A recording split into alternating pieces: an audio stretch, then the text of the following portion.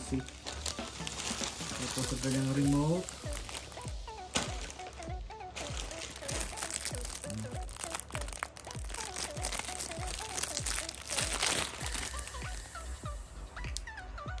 Ang kanyang remote. Yung sa recording function.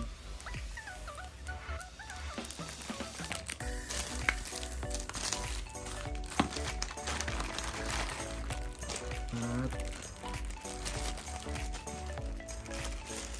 cord para TV. So pwede mo rin guys ilagay sa ano, connect sa ng gamit ka ng ibang amplifier. Gamit ito. Connect mo to sa amplifier para yung audio niya mapupunta. Kung gusto niyo malakas, gusto niyo parang lumakas pa siya.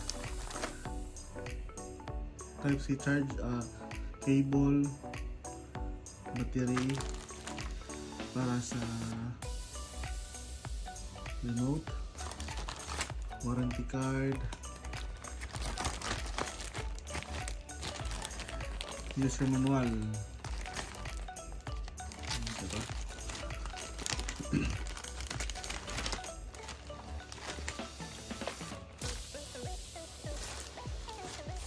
Guys, ito na.